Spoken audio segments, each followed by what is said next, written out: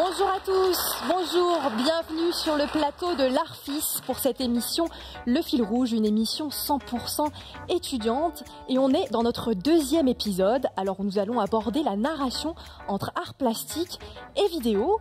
Nous débutons tout de suite avec notre première partie, tracer son parcours. Alors j'aurai la chance de recevoir Hubert Chardot. Alors il a de multiples casquettes puisqu'il est enseignant ici à l'Arfis, mais il est aussi scénariste pour les jeux vidéo, le cinéma et la bande dessinée. Mais pour commencer, nous accueillons un petit nouveau. Il s'appelle Hector Abella Arbues, il nous vient d'Espagne et il est étudiant ici en première année, donc il vient d'arriver en septembre. On l'accueille.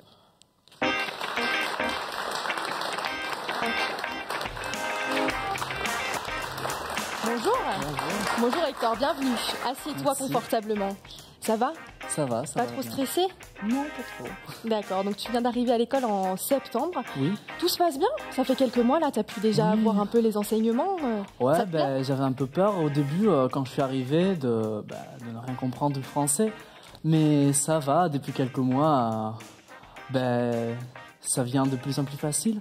C'est bien, en tout cas c'est courageux de venir en France pour étudier. Et on va tout de suite accueillir donc celui qui va être à côté de toi, Hubert Chardot. Alors comme je l'ai dit, il est enseignant ici à l'Arfis, mais il a de multiples casquettes et il va nous en parler. On l'accueille tout de suite.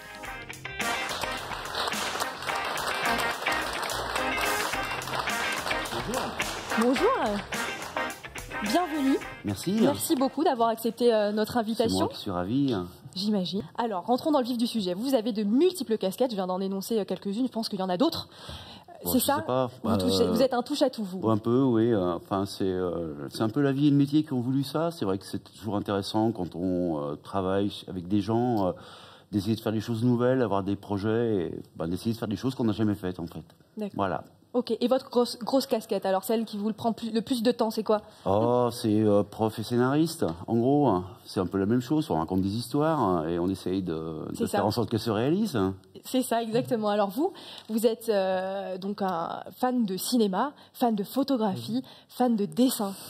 En fait, j'ai commencé mes études dans un baccalauréat artistique. D'accord. Et du coup, là-bas, je faisais des cours de dessin, un peu de sculpture.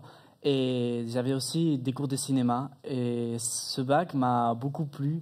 Et j'ai eu la chance de pouvoir un peu tout faire, tout toucher et voir ce qui me plaisait le plus. Qui d'ailleurs, à part le dessin, c'était aussi beaucoup de cinéma. C'est pour ça que je suis à l'Arfis. Ouais. Et là, je fais le cinéma à l'école, mais après chez moi, je dessine, photos, je fais beaucoup de photos aussi. Et... Beaucoup de dessins multi-casquettes. C'est bien pour s'en sortir après dans la vie, c'est hyper pratique. Plus on sait faire de choses, plus on y arrive. Et alors vous, justement, Hubert, c'est votre cas en tout cas, et vous avez travaillé comme storyboarder.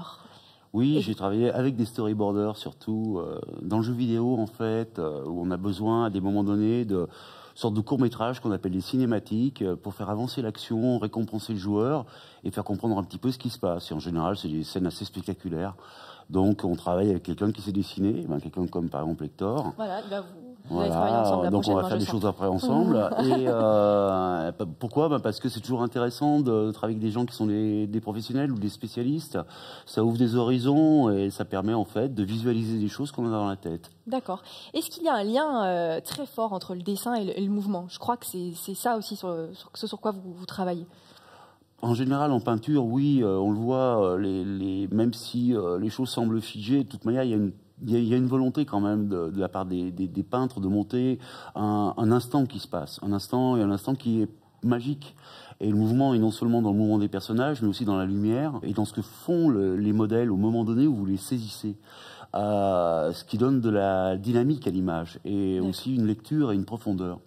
Et c'est aussi un travail d'illustration, en fait, le storyboard, qui est un vrai boulot, un vrai job, à temps plein pour des gens qui sont professionnels.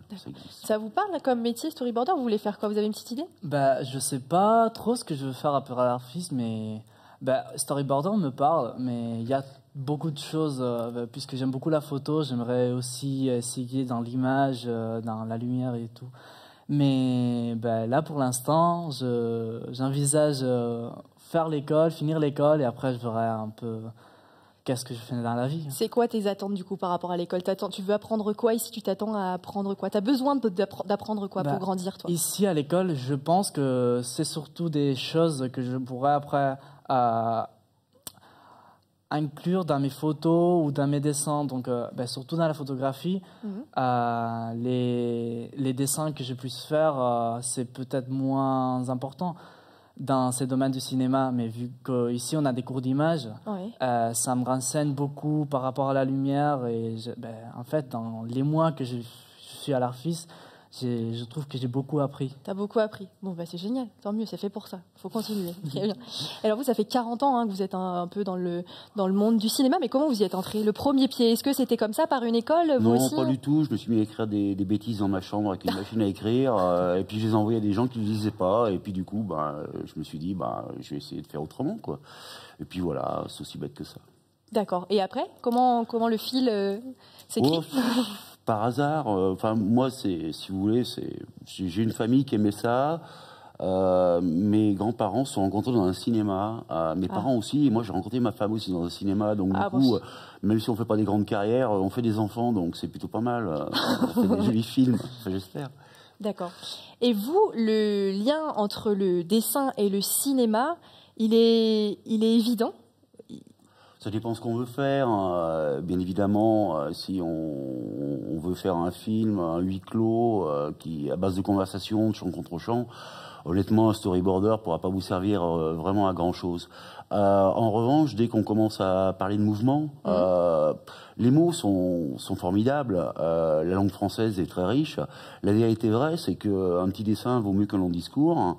Et quand vous avez à communiquer avec des gens sur un plateau ou des gens pour le jeu vidéo qui sont un à Los Angeles, l'autre qui est à Marseille, un petit dessin, ça va beaucoup plus vite et cadre réellement les choses beaucoup plus rapidement et beaucoup mieux que n'importe quel écrit en fait.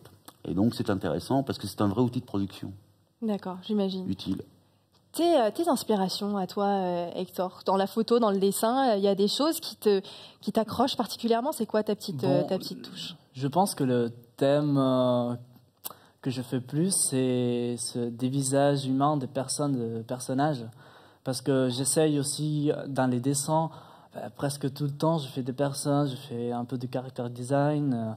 Je cherche la personnalité à travers le visuel.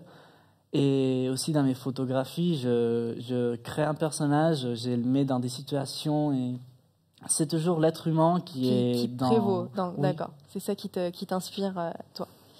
Et alors, dans vos casquettes, vous êtes enseignant ici. Oui. Qu'est-ce que vous leur apprenez alors à ces étudiants? C'est ce que je leur apprends. C'est eux qui m'apprennent des choses. Aussi beaucoup, puisqu'ils ne voient pas les films ni les œuvres de la même manière. Et c'est ça qui est intéressant. Parce que y a un vrai patrimoine qui existe au niveau du cinéma, au niveau de la peinture, au niveau de la littérature. Et en fait, on veut s'exprimer après avec ce qu'on fera dans le cinéma ou dans l'audiovisuel ou dans le numérique. Pourquoi? Parce que globalement, en fait, on n'invente rien. Les choses ont déjà été faites ou racontées. Et c'est toujours intéressant de voir ce qui était fait avant et comment on le disait, justement.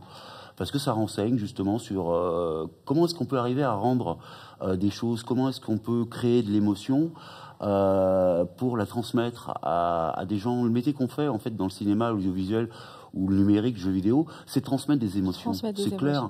Donc d'abord il faut en avoir, il faut en éprouver, sinon on peut rien transmettre. Si on est vide et voilà. Oui, ça marche pas. Savoir comment les autres se débrouillent aussi avec leur pinceau, avec leur stylo ou leur machine à écrire, ou avec leur caméra. C'est ça le job. Bien sûr. Ça te parle, les émotions, là, quand je te vois hocher de la tête? Oui. Les émotions, c'est... En fait, tout art, sans émotion, c'est vide. Je trouve que dans le dessin, mais dans n'importe quel art, il faut avoir cette émotion. Comment l'approcher, de quelle façon pour pouvoir en faire quelque chose qui soit valide. Sinon, on se trouve avec des dessins juste fait pour faire. Ouais, c'est pas très intéressant. Ouais. C'est ça, le but c'est d'aller chercher une émotion, c'est de provoquer quelque chose, mais quand on fait un film, c'est ça, quand on est tous... Voilà, on raconte une histoire, on fait pas un film pour faire un film. Ça va... Ça arrive parfois sûrement, hein, mais... Ça arrive, en tout cas, il y a des films qui sont faits pour gagner de l'argent et l'histoire, elle est un peu... creuse. Ouais. Oui, mais du coup, les vrais bons films, les vrais bons dessins, l'art qui vaut le coup, à mon avis, c'est celui qui raconte une histoire, celui qui transmet. Bien sûr, évidemment. D'ailleurs, en tant que spectateur, celui qu'on retient, en tout cas le film qu'on retient, c'est celui qui nous a provoqué une émotion. Alors, quelle qu'elle soit, hein, de la tristesse ou alors de l'énervement, parce que justement, on n'est pas d'accord avec ce qui a été dit, mais c'est quand même un bon film, même si on n'est pas d'accord, parce que justement, on a une émotion. En tout cas, merci infiniment à tous les deux d'être passés sur notre plateau. C'était très intéressant. Et on file dans notre deuxième partie d'émission. Il est temps de quitter l'école. À un moment, il faut quitter les bancs de l'école. Il faut rentrer dans le monde de l'audiovisuel. Et il y a un moyen qui est intéressant pour vous, étudiants, et puis pour ceux qui commencent à écrire, c'est les festivals. Voilà, parce qu'ils permettent de donner de la visibilité aux œuvres et de faire avancer une carrière. Alors actuellement, dans toute la France, a lieu la fête du court-métrage, et à Lyon aussi, du coup, et on a souhaité mettre à l'honneur ce format qui est encore un petit peu trop méconnu, alors qu'il permet de dire plein de choses. Et pour nous offrir un aperçu du fonctionnement de ce festival, et pour parler court-métrage aussi, on accueille tout de suite Étienne Husson.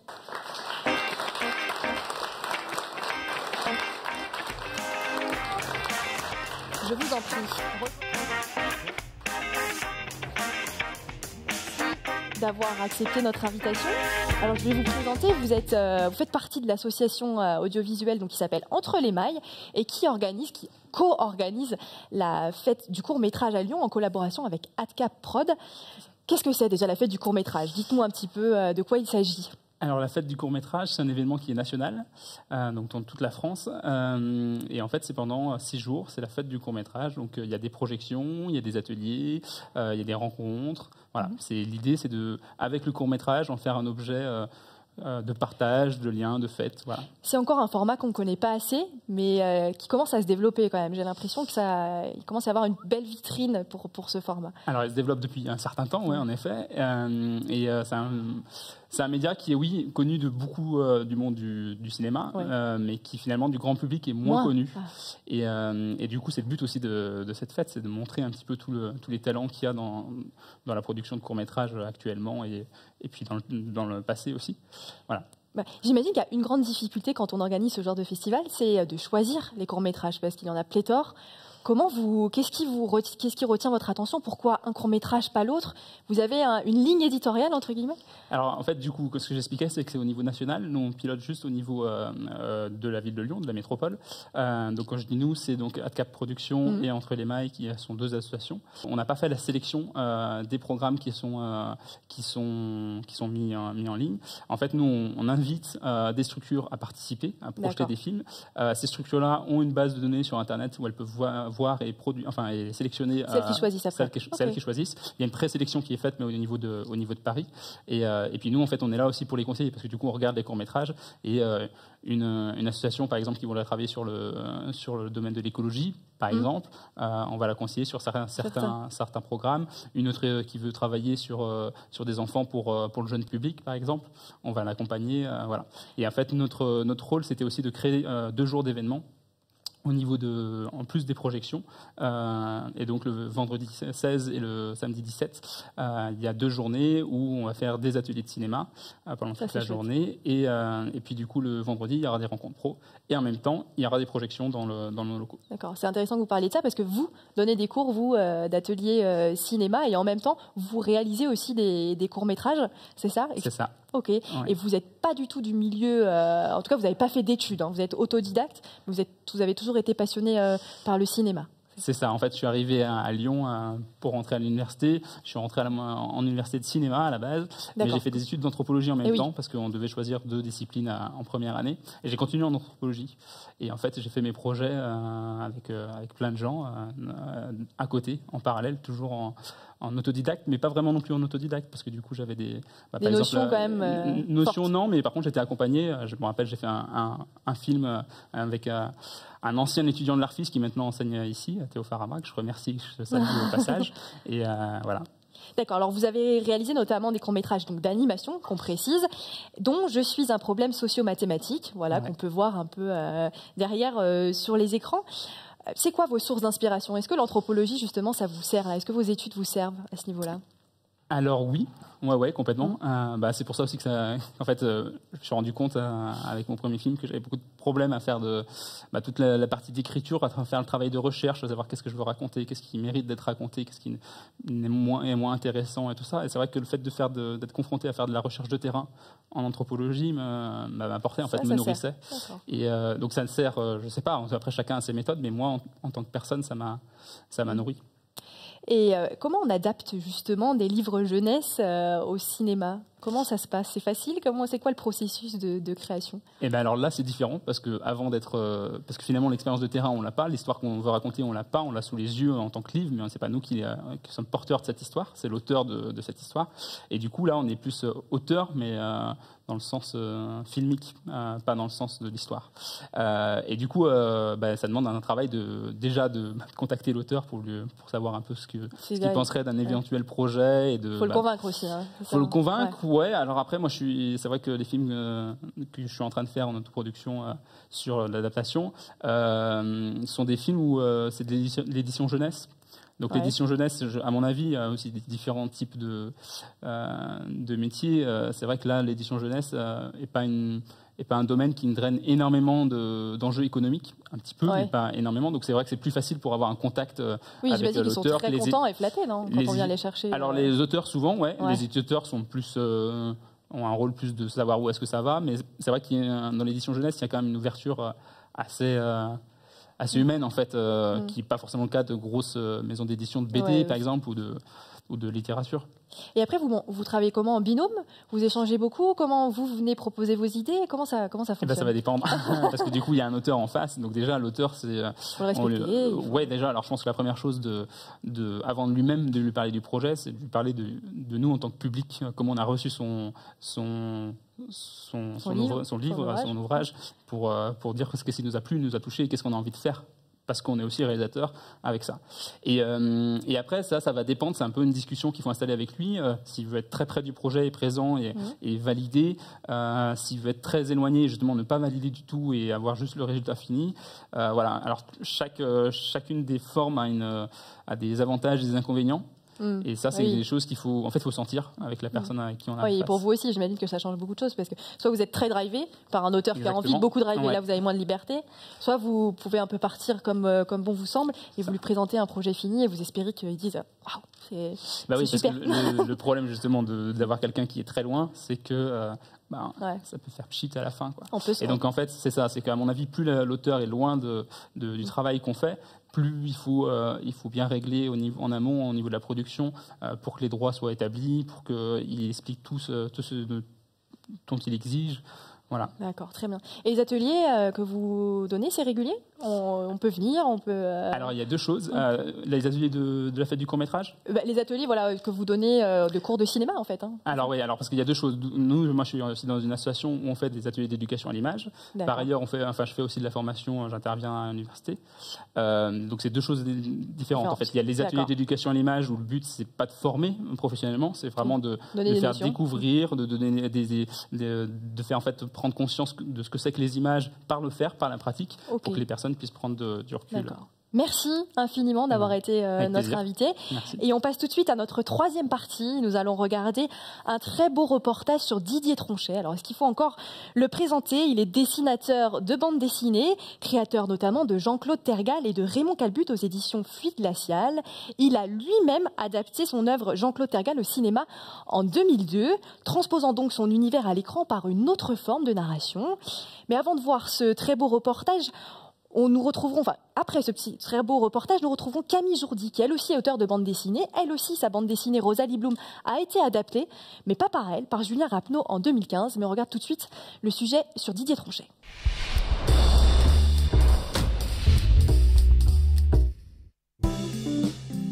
La bande dessinée, c'est un art de l'ellipse avant toute chose, c'est-à-dire vraiment de la rupture brutale, et la continuité est recréée par le cerveau du lecteur.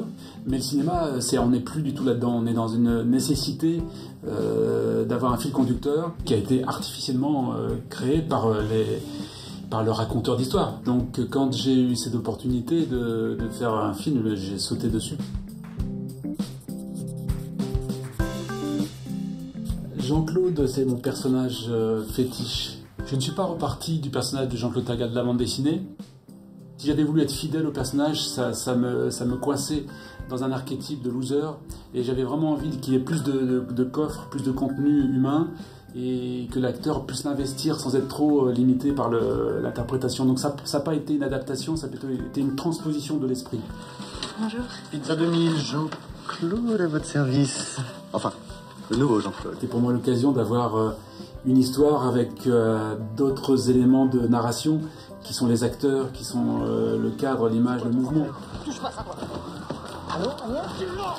L'acteur apporte son vécu, sa physionomie, et c'est quelque chose que j'aurais pas eu forcément envie de dessiner. C'est comme s'il y avait son univers et le mien qui fusionnaient. Jean-Claude, je suis venu te dire que, voilà, il se passe plus rien entre nous, que je veux plus vivre à côté de quelqu'un d'aussi instable. Le montage, qui a été le moment pour moi le plus jouissif, apporter une dynamique au film qui est formidable et qui se rapproche un petit peu du langage de la bande dessinée. C'est peut-être le seul moment où bande dessinée et cinéma ont retrouvé un peu les mêmes codes.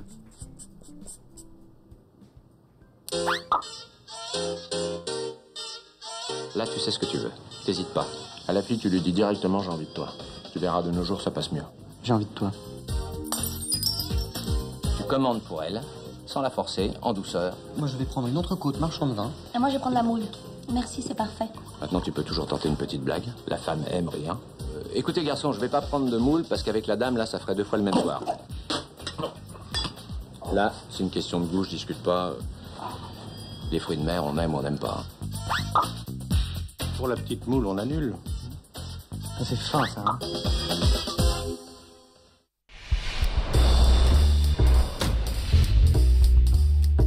Bonjour Camille, merci beaucoup de nous avoir rejoints dans notre petit coin cosy. Alors on vient de voir justement un extrait d'adaptation qu'a pu faire Didier Tronchet de sa bande dessinée au cinéma. C'est quelque chose qui vous a étonné, un dessinateur de bande dessinée qui a adapté au cinéma, c'est pas quelque chose de très commun, hein, je crois. Ça se fait un petit peu, c'est vrai qu'il y a Riyad Satouf, il y a Johan Sfar, de plus en plus ils sont en train de, il y a des auteurs qui se mettent à faire de la bande dessinée. D'accord. Pourquoi pas Pourquoi pas. Alors, du coup, on va parler de Rosalie Bloom. Alors Rosalie Bloom, on va pouvoir montrer la belle couverture aux caméras. Donc c'est une trilogie, qui a été adaptée aussi au cinéma en 2015 par Julien Rapneau, pas par vous. En 2016, c'était il y a 2 ans, c'est sorti, oui. D'accord. Et du coup, comment ça s'est passé? Donc il m'a demandé si les droits étaient libres, et donc Julien Rapneau avait lu la BD, il avait beaucoup aimé l'histoire et il avait envie de l'adapter au cinéma. On s'est rencontrés avec Julien Rapneau. Puis j'ai bien aimé la manière dont il m'a parlé de la BD, de son envie en fait de faire le film. J'ai eu l'impression qu'il avait bien compris ce que moi j'avais eu envie de faire passer comme émotion, ce que j'avais eu envie de dire. C'est ça, il faut qu'il y ait un échange, une complicité qui un petit peu, sinon ça peut faire peur. Hein. On peut dire, oula, mais forcément, ça fait un petit peu peur parce qu'on a peur. J'aurais pu être déçue, du film. Et en même temps, j'étais très curieuse de voir ce que ça allait donner. Forcément, c'est tentant de voir. On voit un peu des extraits du coup sur les écrans. Oui. Et du coup, alors le résultat, il vous a convaincu? Ouais, moi je suis contente du film. Je l'ai bien aimé vraiment. D'accord. C'était une très belle expérience, parce que je suis allée sur le tournage aussi. Et oui, vous avez pu voir aussi, c'est ça, le monde du cinéma, comment ça se passe aussi après. Oui, un petit peu, quoi. Enfin, j'ai lu le scénario. J'ai pas travaillé. On me demande souvent si j'ai travaillé au niveau de l'écriture, quoi. Mais j'ai suivi de près, tout en laissant Julien Rapneau faire. C'est son film de toute façon. Hein, voilà. Ça vous a peut-être donné envie d'adapter peut-être une prochaine fois, vous, comme a pu faire Didier Tronchet, votre bande dessinée? Pas forcément adapter, mais en tout cas toucher au cinéma, oui, j'avoue que ça me fait un petit peu envie. Je sais pas, peut-être écrire pour le cinéma. D'accord, comme quoi ça ouvre des portes. Et l'adaptation était très proche de votre... Oui, c'est assez proche. À la fois, il y a beaucoup de changements, et à la fois, ça reste assez proche dans l'univers, je trouve. Au niveau du scénario, si on regarde assez près, il y a beaucoup de petits changements. Forcément, il a transposé... de toute façon, il ne pouvait pas tout dire. Là, il y a 3 tomes dans la BD. Il fallait enlever des choses. Donc, à la fois, il a changé beaucoup de choses, et à la fois, je trouve que ça reste vraiment assez collé dans l'univers et dans ce qui est dit. Ce que vous vouliez dire. C'est une BD que vous avez mis du temps, je crois, à écrire. Ça vous prend du temps, vous, le travail d'écriture, d'essayer de... Ouais. Comment vous faites alors, comment ça se passe? Voilà, c'est mon projet de diplôme Roselle Bloom, donc c'est un peu particulier. J'étais encore étudiante aux Arts Déco à Strasbourg, et donc j'ai écrit, j'avais l'histoire de façon générale, et j'avais écrit tout le storyboard du tome 1. Et ça m'a pris donc toute l'année de diplôme, et puis ensuite j'ai écrit tout le storyboard du tome 2, tout le storyboard du tome 3. Ça s'est étalé, je sais pas, sur peut-être 3-4 ans quand même. 3-4 ans. Mais il y a 3 tomes de 128 pages, donc oui, c'est long. C'est quoi vos inspirations? Comment ça vous vient? Comment ces personnages vous viennent? Par quoi vous commencez? Je suis assez curieuse de savoir comment ça se passe. C'est dur de répondre. On me demande souvent ça, forcément. Mais c'est vrai que des fois, je sais plus en fait d'où ça vient, parce que parfois il y a des choses qui viennent au début et que je laisse complètement tomber ensuite. C'est-à-dire, je remplis beaucoup de carnets, de notes. Bon, là, c'est l'histoire donc de ce personnage qui suit quelqu'un parce qu'il a l'impression de l'avoir déjà vu quelque part. Alors après, je crois que c'est des histoires que je m'invente moi. C'est-à-dire que ça arrive à tout le monde de croiser quelqu'un dans la rue, de se dire tiens, j'ai l'impression que j'ai déjà vu quelque part mais je sais pas où, et ou alors d'imaginer, je sais pas, se mettre à suivre quelqu'un. Alors c'est des histoires que je m'invente moi, et puis que je fais pas en vrai, mais enfin je veux dire, j'ai pas suivi quelqu'un en vrai dans la rue, mais ça peut être le déclencheur, voilà, pour une BD. Après des fois je note plein de choses, et puis il y a des choses qui vont complètement, je les abandonner, et puis je construis les choses petit à petit. Voilà. D'accord. Et votre projet à l'heure actuelle, vous en avez, j'imagine, vous vous arrêtez jamais, c'est que vous travaillez sur quoi actuellement? Là, c'est une bande dessinée jeunesse. Alors, je fais toujours un petit peu aussi des commandes, parce que je travaille pour l'édition jeunesse et aussi la bande dessinée. D'accord. J'aime bien avoir plusieurs projets en même temps, pour pas être focalisé sur un seul. Et on peut avoir un petit pitch alors de la prochaine histoire? Sur la BD jeunesse, c'est l'histoire d'une aventure d'une petite fille dans la forêt. Il y a un côté un peu fantastique. Voilà. D'accord, très bien. Écoutez, merci infiniment d'avoir accepté notre invitation. De rien, merci à vous. Merci beaucoup. Et c'est la fin de notre émission, et on va remercier bien sûr les techniciens, nos invités, le public, et j'aurai la chance de vous retrouver dès demain pour les journées portes ouvertes de l'Arfis. Voilà, avec un nouvel épisode de cette émission Le Fil Rouge, et un nouveau thème du coup, de l'ombre à la lumière. Donc venez nous voir si vous voulez savoir de quoi il s'agit. En tout cas, à demain. Thank you.